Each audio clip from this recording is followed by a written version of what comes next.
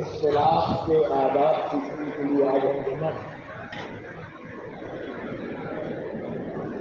اور یہ ایک ایسا موضوع ہے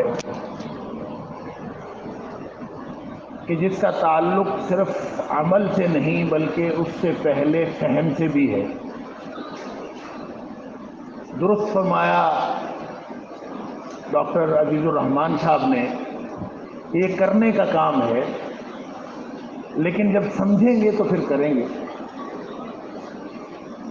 اللہ کرے مجھے اور آپ کو، ہم سب کو اس موضوع کی سمجھ آ جائے، اور جب سمجھ آ جائے گی تو پھر ہم انشاءاللہ نیک نیت ہوں گے تو عمل کی توفیق بھی اللہ کی طرف سے عطا ہو جائے گی.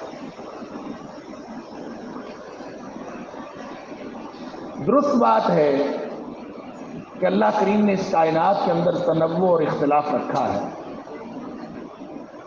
درست بات ہے کہ جہاں ڈائیورسٹی ہوتی ہے وہاں خوبصورتی ہوتی ہے. یکسانیت انسان کو بھاتی نہیں ہے، انسان کی نیچر ایسی ہے، انسان کی طبیعت اور مزاج اللہ نے ایسا بنایا ہے کہ اس کے اندر اگر ڈائیورسٹی نہ ہو، کائنات کے اندر تنوع نہ ہو، یکسانیت ہو تو انسان اکتا جاتا ہے. آپ اس حال کے اندر اگر ان کرسیوں کا رنگ دیکھ لیں تو اس کے اندر بھی تنوع ہے، اور یہ شاید اسی لیے رکھا گیا ہے کہ اس میں دیکھنے والا اکتا نہ جائے کہ ایک ہی طرح کی کرسیاں ہوں گی تو اس کے اندر ایک یکسانیت ہوگی. تو تنوع بلا شبہ خوبصورتی رکھتا ہے، اس میں کوئی دوسری رائے نہیں ہے. اور پھر ہم جب اپنے گھروں کے اندر یکساں ماحول کے اندر رہ رہے ہوتے ہیں تو ہماری بہنیں اور بیٹیاں جب تک اس کی ارینجمنٹ درست پھر تبدیل نہ کر لیں ہر 2-4 مہینے بعد، گھر کا ماحول اچھا نہیں لگتا. تو یہ ایک تنوع اور ڈائیورسٹی انسان کی فطرت میں بھی ہے، صرف کائنات میں نہیں، کیونکہ اللہ کریم نے انسان کی فطرت بھی کائنات کے مطابق بنائی ہے.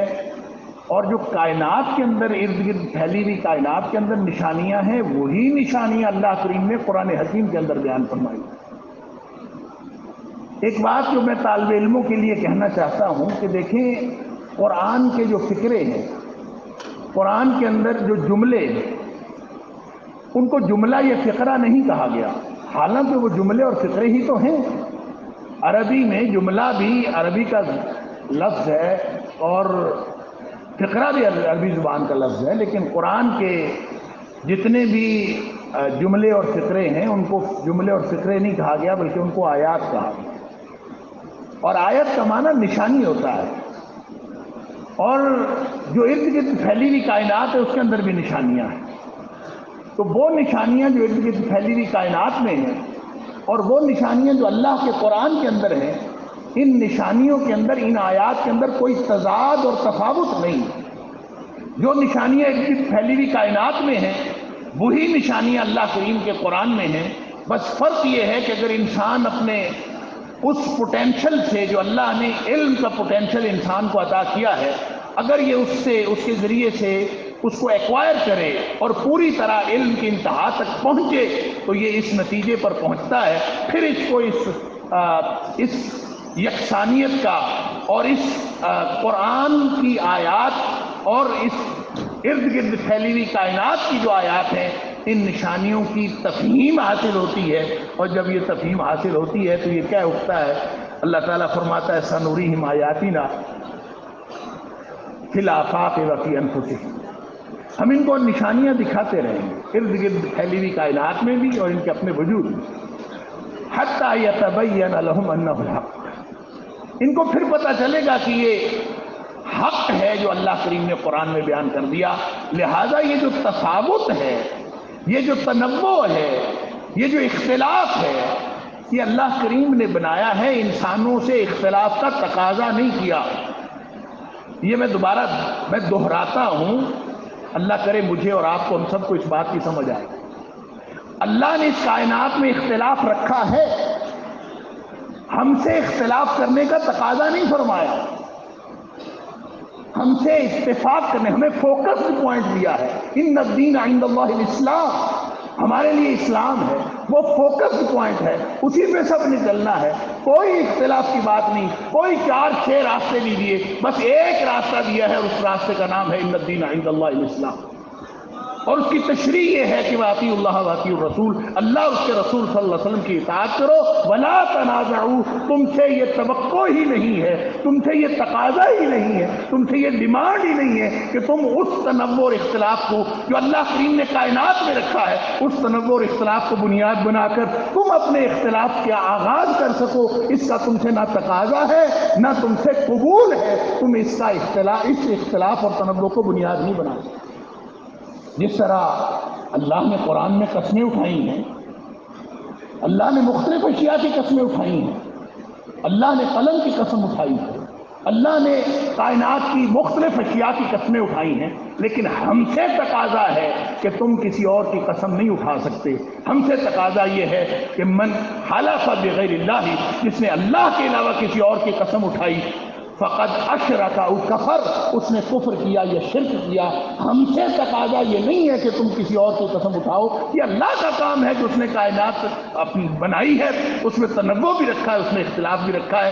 ہم سے جو تقاضا ہے وہ دین اسلام پر چلنے کا تقاضا ہے، اور دین اسلام وہی ہے، فطرۃ اللہ التی فطر الناس علیہا وذلک الدین القیم، سیدھا دین، سیدھا راستہ، فطرت، یہ اللہ جانتا ہے، اور یہ اللہ تعالیٰ نے ہماری فطرت اسی کے مطابق بنائی ہے، ہم سے تقاضا اختلاف کرنے کی۔ لہذا فرق ہے اختلاف ہونے میں اور اختلاف کرنے میں۔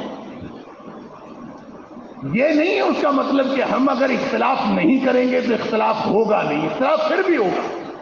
اس کی وجہ ہے ہمارا براٹ اپ مختلف ہے، ہمارا علاقہ مختلف ہو سکتا ہے، ہمارا فہم کا لیول مختلف ہو سکتا ہے، ہماری فہم کی سطح مختلف ہو سکتی ہے، ہمارے مدرسے مختلف ہو سکتے ہیں، جو اہل حدیث مدرسے میں پڑھا ہے وہ اہل حدیث پیدا ہوگا، جو دیوبندی مدرسے میں پڑھا ہے وہ دیوبندی ہوگا، جو بریلوی مدرسے میں پڑھا ہے وہ بریلوی ہوگا، جو ان خاندانوں میں پیدا ہو گیا وہ اسی طرح سے آگے چلتا رہے گا۔ لہذا ایک جو خاص براٹ اپ میں جو شخص بڑا ہوا ہے اس کا نقطہ نظر وہ ہے، لہذا اختلاف ہونا یہ بالکل ایک فطری اور قدرتی بات ہے، یہ کبھی ہو نہیں سکتا کہ اختلاف نہ ہو۔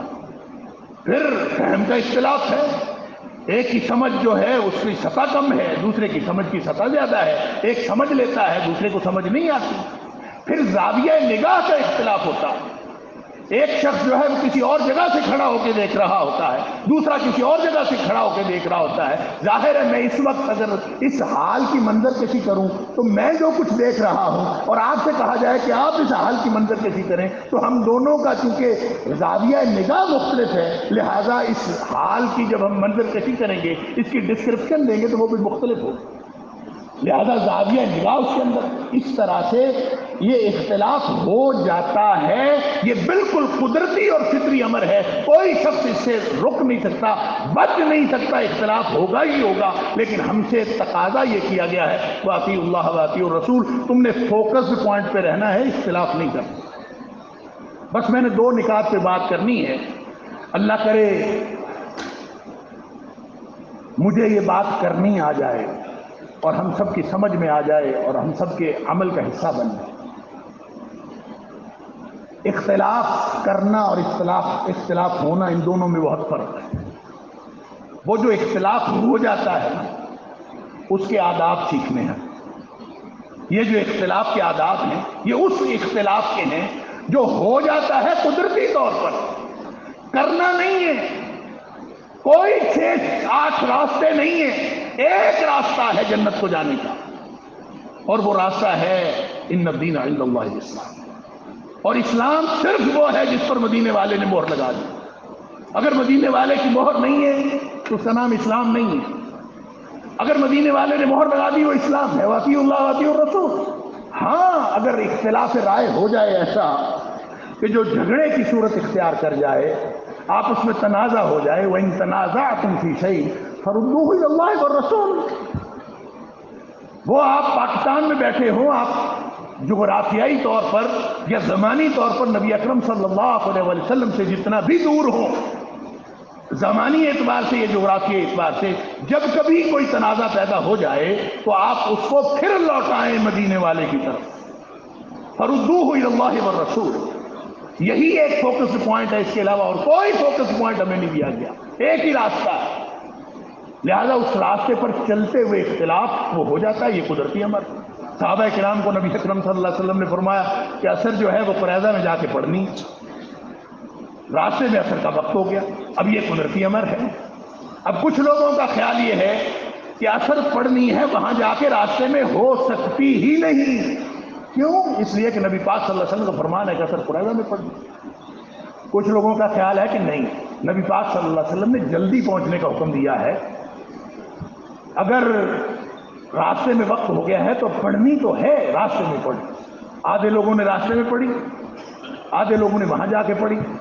نبی کریم صلی اللہ علیہ وسلم نے دونوں کو انڈورس فرمایا، آپ نے کسی کو غلط نہیں کہا۔ اس کا مطلب ہے وہ جو اختلاف ہو جاتا ہے، وہ فہم کا اختلاف ہو، وہ براٹ اپ کا اختلاف ہو، وہ اس کی وجہ کوئی بھی ہو، اگر وہ اختلاف ہو جاتا ہے وہ نیک نیتی کی بنیاد پر ہو تو اس میں کوئی حرج نہیں ہے۔ اس اختلاف کے ہوتے ہوئے بھی آپ کی جلالت قدری میں کوئی فرق نہیں ہے۔ اب دیکھیں حضرت عبداللہ بن مسعود رضی اللہ تعالیٰ عنہ، وہ حدیث جو ہم رفع الیدین کے بارے میں ایک دوسرے سے اختلاف کرتے ہوئے دلیل کے طور پر پیش کرتے ہیں کہ حضرت عبداللہ بن مسعود رضی اللہ تعالیٰ نے رفع الیدین نہیں فرمایا۔ اب یہ چھوٹے چھوٹے مسائل ہیں، ہم لگے ہوئے ان مسائل کے اوپر اپنے اختلافات کی دلیلیں دینے۔ کسی کی سمجھ میں آتا ہے، میں ایک دفعہ ٹی وی پہ تھا تو مجھے کسی نے کہا کہ امام کے پیچھے سورہ فاتحہ پڑھنے جو نہیں پڑھتا اس کی نماز ہو جاتی ہے کہ نہیں۔ اب لائیو پروگرام تھا، لائیو پروگرام میں آپ کیا کہیں؟ امت کے اتحاد اور اتفاق کا خیال بھی رکھنا ہے۔ تو میں نے کہا کہ دیکھیں، جس کو یہ معلوم ہے کہ امام کے پیچھے سورہ فاتحہ پڑھنی چاہیے اور پھر وہ نہیں پڑھتا تو اس کی نماز نہیں ہوتی، اور جس کو یہ معلوم ہی نہیں ہے، جس کو معلوم یہ ہے کہ امام کے پیچھے سورہ فاتحہ نہیں پڑھنی چاہیے، جس کو یہ معلوم ہے وہ اگر نہیں پڑھتا تو اس کی نماز ہو جاتی۔ اب یہ دیکھیں گے ہماری علم کی سطح ہے، ہمارا علم کا معیار ہے۔ اب کسی شخص کا علم یہ ہے، اس کے معیار یہ ہے، اور اس کو یہ سمجھ آ رہی ہے، نیک نیتی سے سمجھ آ رہی ہے کہ امام کے پیچھے سورہ فاتحہ نہیں پڑھنی، وہ نہیں پڑھتا، اس کی نماز ٹھیک ہے، اس کی نماز کے اندر کوئی فرق نہیں۔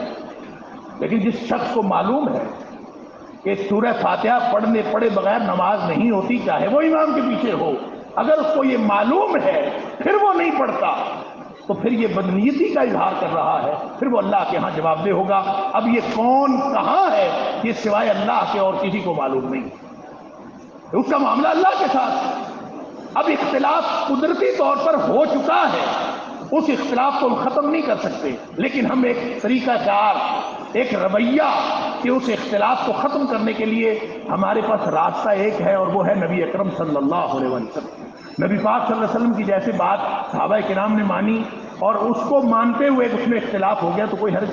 تو میں عرض کر رہا تھا، حضرت عبداللہ بن مسعود رضی اللہ تعالیٰ نے اس حدیث میں ہے کہ حضرت عبداللہ بن مسعود جب رکوع گئے انہوں نے تطبیق کی، یوں دونوں ہاتھوں کو بھیجا اور بھیج کے اپنے دونوں گھٹنوں کے درمیان لے لیا اور یوں نماز پڑھی، گھٹنوں کو پکڑا نہیں۔ اب پوری امت میں اتفاق ہے کہ گھٹنوں کے رکوع کے دوران گھٹنوں کو پکڑنا ہے، پوری امت میں اتفاق ہے۔ کوئی ایک مکتب فکر مجھے نہیں ملا جو گھٹنوں کے درمیان یوں ہاتھوں کو بھیج کے رکوع کرتا ہو۔ عبداللہ بن مسعود رضی اللہ تعالیٰ عنہ سے یہ حدیث موجود ہے، میں اس کی صحت سے قطع نظر بات کر رہا ہوں، اور اس حدیث کی روایت کی صحت سے قطع نظر۔ اب اس کا مطلب یہ ہوا کہ ابن مسعود رضی اللہ تعالیٰ عنہ نے اس میں باقی صحابہ کرام سے اختلاف کیا۔ اگر باقی صحابہ کرام سے اختلاف کیا ہے تو اس اختلاف کی وجہ سے حضرت عبداللہ بن مسعود رضی اللہ تعالیٰ عنہ کی جلالت قدری میں کوئی فرق آیا؟ وہ جلیل القدر صحابی ہیں، وہ نبی اکرم صلی اللہ علیہ وسلم کے ساتھ تعلق کی وجہ سے جو ان کا مقام ہے وہی مقام ہے۔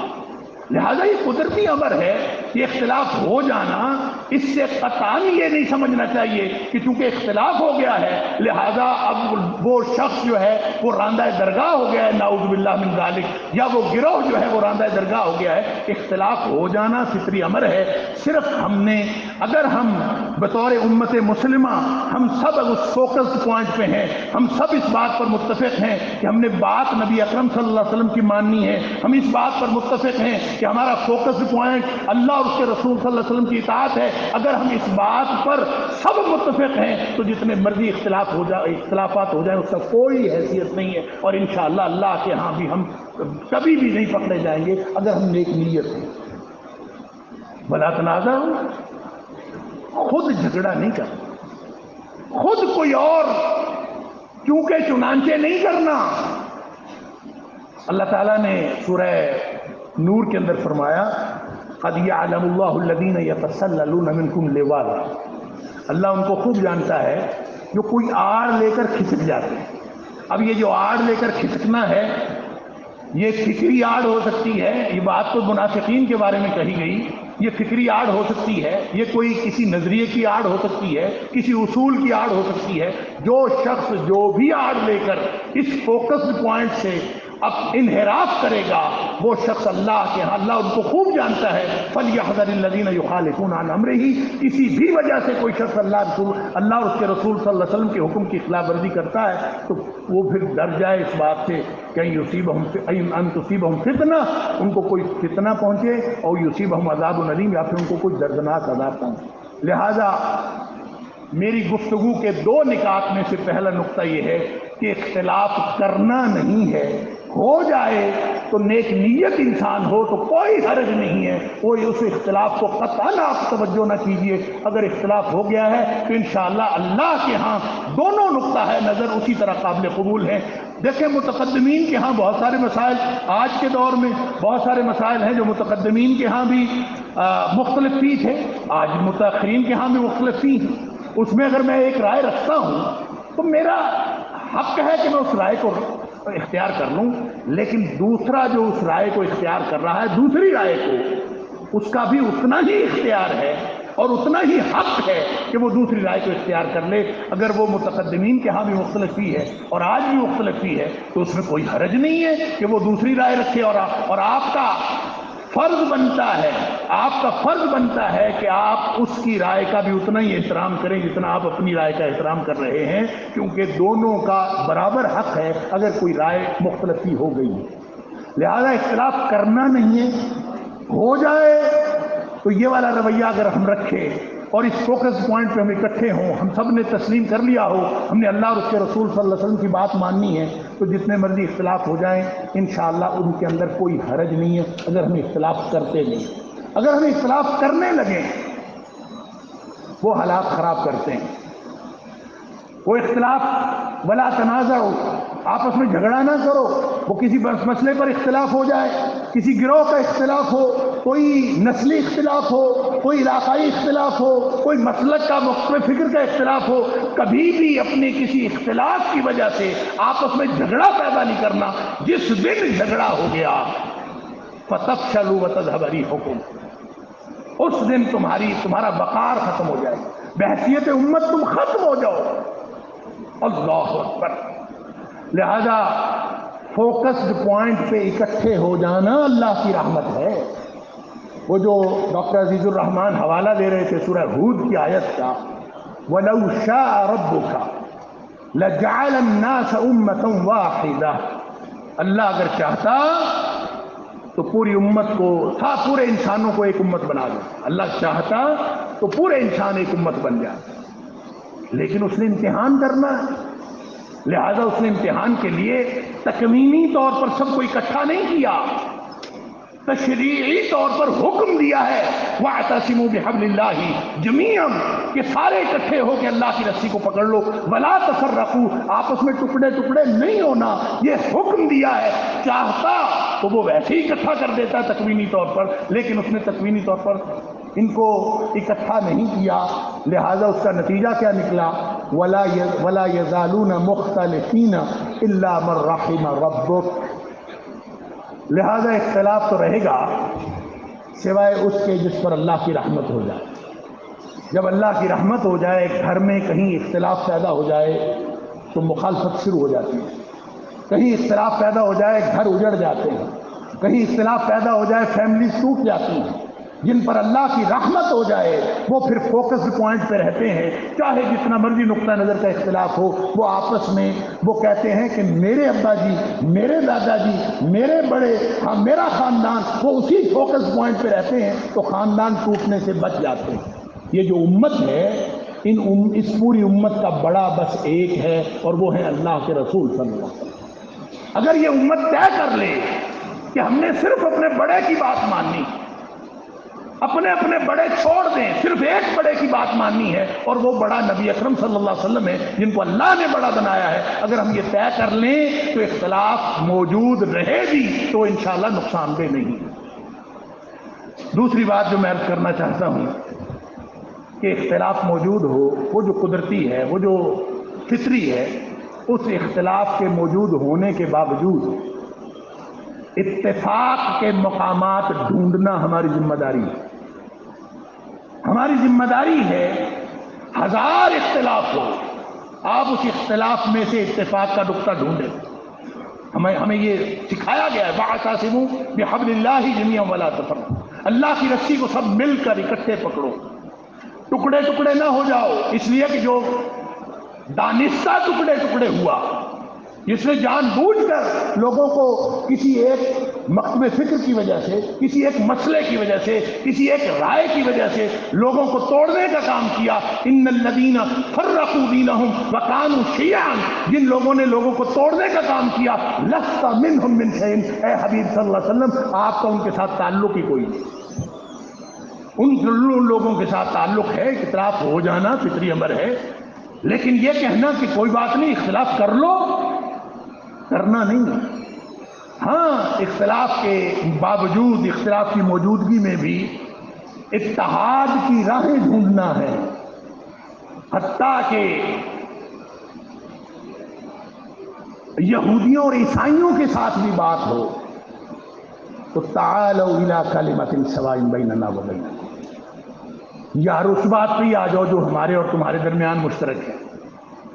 تو مسلمانوں کے درمیان تو بدرجہ اولا مشترک ہیں، ہمارا اشتراک یہ ہے کہ ہمارا ایک اللہ ہے، ایک اللہ کے رسول صلی اللہ علیہ وسلم ہے، ایک کعبہ ہے، ایک ہمارا امیدوں کا، عقیدتوں کا مرکز ہے، تو ہم سب کیوں نہ اس ایک امیدوں کے، عقیدتوں کے مرکز پر اکٹھے ہو جائیں، ہم کیوں نہ اللہ اور اس کے رسول صلی اللہ علیہ وسلم کی باتوں پر اکٹھے ہو جائیں، بلکہ اس سے نیچے آ کے بھی کوئی لیول ہو، گھر میں کسی لیول پر جھگڑا ہو گیا نا تو کسی سطح پر اختلافات کے باوجود آپ اتحاد کی بنیادیں ڈھونڈیں اور اتحاد کے مواقع ڈھونڈیں، یہ ہمارے ذمے کیا گیا۔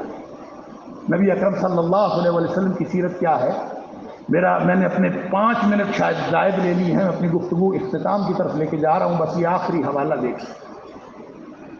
نبی اکرم صلی اللہ علیہ وسلم نے جب یہ غزوہ بنی مصطلق کے دوران جھگڑا ہوا، اللہ اکبر، بہت اہم واقعہ ہے یہ، پوری ہماری یہ جو فرقہ واریت کے حوالے سے جو تعلیمات ہیں اس کا خلاصہ ہے اس میں نبی اکرم صلی اللہ علیہ وسلم۔ دیکھیں، میں نے عرض کیا تھا، اختلاف چاہے فکری ہو، چاہے علاقائی ہو، چاہے نسلی ہو، اس کا ہو جانا فطری امر ہے۔ اب انصار اور مہاجرین یہ فطری گروہ ہیں، ان کو قرآن انڈورس کرتا ہے کہ جو انصار اور مہاجرین ہیں، بلکہ ان کے پیچھے چلنے والے والذین اتبعوہم بإحسان، نیکی کے راستے پہ ان کے پیچھے چلنے والے، ان کو بھی قرآن نے انڈورس کیا ہے۔ لیکن جب جھگڑا ہوا سنان جوہنی اور جہجہ غفاری کا، تو انہوں نے اس میں بلایا یا الانصار یا المہاجرین، آؤ مہاجروں میری مدد کرو، آؤ انصاریوں میری مدد کرو۔ نبی اکرم صلی اللہ علیہ وسلم نے یہ بات سنی، آپ فوراً باہر تشریف لائے، بلکہ حدیث کے الفاظ ہیں فَسَمَّعَهُ اللَّهُ نَبِيَّهُ، اللہ نے نبی اکرم صلی اللہ علیہ وسلم کو یہ بات سنوا دی، کیونکہ امت کو ایک اصول بتانا تھا۔ لہذا نبی اکرم صلی اللہ علیہ وسلم اپنے خیمے سے باہر تشریف لائے، ما بال دعوی جاہلیت، یہ کیسی جاہلیت کی پکار ہے، انصاری ہونا، مہاجر ہونا یہ جاہلیت نہیں ہے. اس کی بنیاد پر امت میں تفرقہ ڈالنا یہ جاہلیت ہے. ما بعد دعویٰ جاہلیت ہے. وہ گروہ جس کو قرآن انڈورس کر رہا ہے اس گروہ کی بنیاد پر آپ گروہ بندی کرنا شروع کر دیں، آپ لوگوں کو الگ الگ کرنا شروع کر دیں. ولا تنازعوا، یہ کام نہیں کر سکتے آپ. نبی پاک صلی اللہ علیہ وسلم فرمایا ما بعد دعویٰ جاہلیت، یہ جاہلیت کی پکار کیسی ہے؟ اور پھر آپ نے فرمایا دعوہا، اس کو چھوڑ دیجئے، فإنہا منتنہ، یہ منتنہ ہے. منتنہ اس بدبودار گلی سڑی چیز کو کہتے ہیں کہ گلا سڑا پھل آپ کسی تازہ پھلوں کی ٹوکری میں رکھ دیں گے، گلا سڑا کے رکھ دے گا. فرمایا یہ دعویٰ ایسا ہے کہ کسی بھی امت میں ہوگا، کسی بھی قوم میں ہوگا، یہ گلا سڑا کے رکھ دے گا. لہذا کبھی بھی اس طرح کے دعوے کے ساتھ کوئی امت پنپ نہیں سکتی. نبی اکرم صلی اللہ علیہ وسلم نے ایک اصول بتایا. پھر آپ آگے دیکھ لیجئے، جب مدینہ میں داخل ہوئے وہ بدبخت عبداللہ بن ابی رئیس المنافقین، جس نے نبی اکرم صلی اللہ علیہ وسلم کے بارے میں حرزہ سرائی کی، اللہ نے قرآن میں بتا دیا کہ حرزہ سرائی کی. اب اس کا بیٹا بھی کھڑا ہو گیا، اس کو میں مدینے میں داخل نہیں ہونے دیتا. جو مخلص مسلمان تھے عبداللہ بن عبداللہ رضی اللہ تعالی عنہ، انہوں نے بھی کہا اس کو مدینے میں داخل ہونے کی اجازت اس وقت ملے گی جب نبی پاک صلی اللہ علیہ وسلم نے اجازت دی. داخل ہوا. عمر فاروق رضی اللہ تعالیٰ عنہ فرماتے ہیں اللہ کے رسول صلی اللہ علیہ وسلم نے اجازت دیجیے، اضرب عنق هذا الخبیث، اضرب عنق هذا المنافق، میں اس خبیث کی گردن اڑا دوں، میں اس خبیث کا، اس منافق کی گردن اڑا دوں. نبی اکرم صلی اللہ علیہ وسلم فرماتے ہیں لا، نہیں، گردن نہیں اڑانی. اس لیے کہیں یتحدث الناس ان محمدا یقتل اصحابہ، اس لیے قتل نہیں کرنا اس کو کہ لوگ کہیں گے کہ محمد کریم صلی اللہ علیہ وسلم اپنے ساتھیوں کو قتل کرتے ہیں. اب ذرا سمجھیے، آپ نے یہ بھی نہیں فرمایا اس کو منافق نہ کہو، آپ نے یہ بھی نہیں فرمایا اس کو خبیث نہ کہو، اس لیے کہ وہ منافق بھی تھا، وہ خبیث بھی تھا. لیکن آپ فرما رہے ہیں کہ لوگ کہیں گے اپنے ساتھیوں کو قتل کرتا ہے، نہ کرو. اس کا مطلب یہ کہ فقہی طور پر اتنا اختلاف ہو کہ کوئی خبیث بھی آپ کے سامنے ہو اور کافروں کے سامنے سیاسی طور پر مسلمان ایک گروہ ہو، ایک امت مسلمہ ہو، تو اس وقت بھی اتحاد کے مقامات اور اتحاد کے راستے ڈھونڈنے چاہیے. نبی اکرم صلی اللہ علیہ وسلم ہمیں یہ راستہ دے رہے ہیں کہ جتنا مرضی مخالف آپ کے سامنے ہو، حالانکہ وہ گردن زدنی، اس کی گردن اڑا دینی چاہیے تھی، لیکن اتحاد کا کوئی موقع ہاتھ سے جانے نہیں دینا چاہیے. جتنا مرضی اختلاف ہو، نبی اکرم صلی اللہ علیہ وسلم ہمیں یہ ادب سکھا رہے ہیں کہ غیر مسلموں کے سامنے جب آپ آپس میں ایک دوسرے کی گردنیں مارنے لگیں گے، ایک دوسرے کو غلط کہنا شروع کر دیں گے، یہی تو ولا تنازعوا ہے. اگر یہ کرنا شروع کر دیں گے فتفشلوا وتذهب ريحكم، تمہارا تو وقار ختم ہو جائے گا. تمہاری امت کی وہ ساری جو اللہ تعالیٰ نے ایک رعب رکھا ہے، سنلقی فی قلوب الذین کفروا الرعب، وہ سارا ختم ہو جائے گا. اور ثوبان رضی اللہ تعالیٰ عنہ والی حدیث میں نبی پاک صلی اللہ علیہ وسلم نے فرمایا وَلَيَنزَعَنَّ اللَّهُ عَنْ قُلُوبِ عَدُوِّكُمْ الْمَحَابَةَ مِنْهُ، تمہارے دشمن کے دل سے تمہاری ہیبت ختم ہو جائے گی جب تم آپس میں لڑنا شروع کر دو گے. ہم آج نبی اکرم صلی اللہ علیہ وسلم کی سیرت طیبہ سے یہ ادب سیکھ کے چلے جائیں کہ فکری طور پر جتنا مرضی اختلاف ہو، کوئی تو اتحاد ہوگا نا، کوئی تو آپس میں امت مسلمہ کا، وہ بھی نبی کریم صلی اللہ علیہ وسلم کا ماننے والا، آپ بھی نبی کریم صلی اللہ علیہ وسلم کو ماننے. لہذا توڑنا دین کو، لوگوں کو توڑنا اور آپس میں ٹکڑے ٹکڑے کرنا، یہ وہ گناہ ہے کہ نبی اکرم صلی اللہ علیہ وسلم کا اور نبی پاک صلی اللہ علیہ وسلم کی امت کا اس کے ساتھ کوئی تعلق نہیں ہے. اگر ہم نے نبی پاک صلی اللہ علیہ وسلم کو امتی رہنا ہے تو اس کا کم از کم معیار یہ ہے کہ ہر وہ شخص جس نے لا الہ الا اللہ پڑھا ہے اور محمد الرسول اللہ کہا ہے، ہم اس کو اپنا سمجھیں. باقی رہی بیماریاں تو انشاءاللہ آہستہ آہستہ دور ہوتی رہیں گی. بیمار بھی ہو تو وہ ہمارا اپنا ہے، ہمارے گھر کا فرد ہے. اگر ہم یہ ادب اختلاف سیکھ کے یہاں سے چلے جائیں اور اسی پر عمل کرنا شروع کر دیں تو امید ہے کہ اس کانفرنس کا مقصد پورا ہو جائے گا. وآخر دعوانا الحمدللہ رب العالمین. بہت بہت شکریہ عالم اسلام کے عظیم اسکالر. آپ کی گفتگو کا خلاصہ یہ ہے کہ اللہ نے تکوینی طور پر اکٹھا نہیں کیا، لیکن تشریحی طور پر اللہ کی رسی کو مضبوطی سے تھامنے کا حکم دیا، اور آپ نے فرمایا کہ اختلاف کے باوجود اتفاقات کو ڈھونڈنا چاہیے. اور یہ ساری باتیں اتنی سادہ انداز میں فرما رہے تھے کہ مثل خورشید سحر فکر کی تابانی میں، مثل خورشید سحر فکر کی تابانی میں، بات میں سادہ و آزادہ، معانی میں دقیق، اس کا انداز نظر اپنے زمانے سے جدا، اس کے احوال سے محرم نہیں پیران طریق.